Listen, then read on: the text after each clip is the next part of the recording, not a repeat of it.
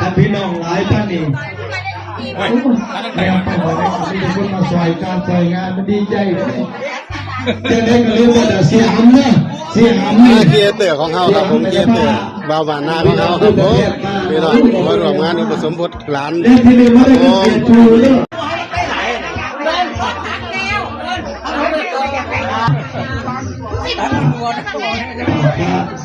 อย่างดีนี่เด็กคนถี่ไม่ขาลอยมาได้กันได้เลยมาอยู่โอ้ขนาดยังเสียวพันแล้วไปเต้นไปยี่สานะครับอุปสมบทครับผมนางที่สอนมากยิ่งหรือว่าน้องฟุกนะครับผมที่บ้านหนองบัวบานตำบลหนองบัวบานอำเภอรัตนบุรีจังหวัดสุรินทร์ครับผมบ้านเลขที่1 หมู่ 11ตำบลหนองบัวบานครับครับผมตัดผมหนักครับผมพวกผมหนักนะครับผม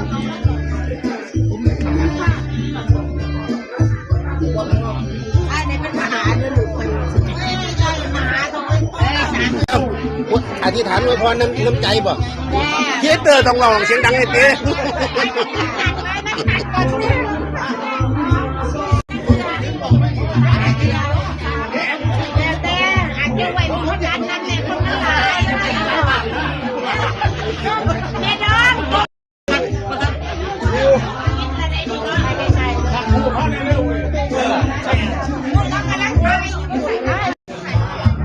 อะไรมันมีตลกน้ำโมนะฮะแล้วมีพวกอันสองในตัวนี้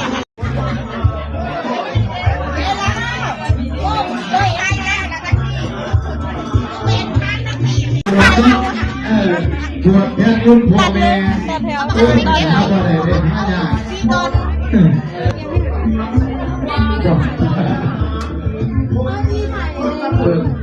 เกี่ยวว่า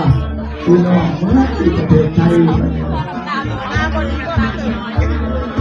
สิหายแล้วนี่ถ่ายเขา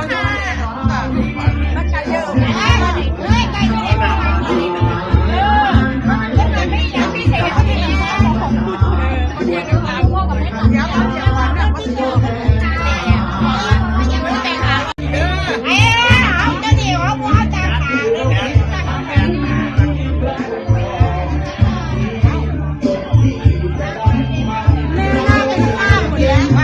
แค่นี้เป็นบุคคลสำคัญเลย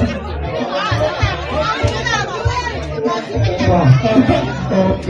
พี่เรามาจากบุคคลแท้ๆนี่ไก่ความสำคัญเลยไม่มีที่จับแล้วอ่ะบอกไงของมันสายนะลูกชายเด้อพี่เราบุคคลแท้พอแล้วตาดีงานปฏิเสธก็ได้เดี๋ยวพี่น้อง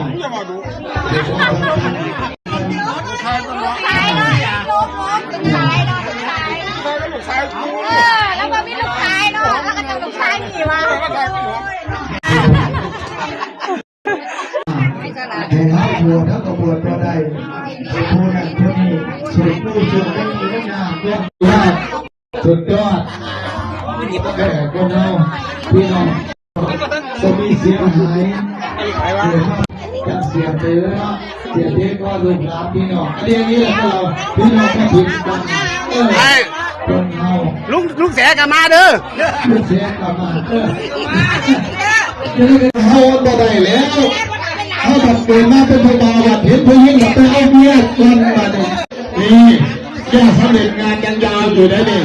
จะมาเอาอยู่ไทยเดี๋ยวมาเนี่ย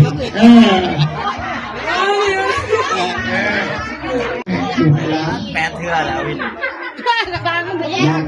ถึงกันได้ถึงอยู่ต้องเป็นเกณฑ์หาก็ได้เลยเพราะอยู่หลานตัวจะเป็นสบายใจนะเอาหวานครับตัดหนวดนะลูกตัดหนวดนะเอาอีกอ่ะ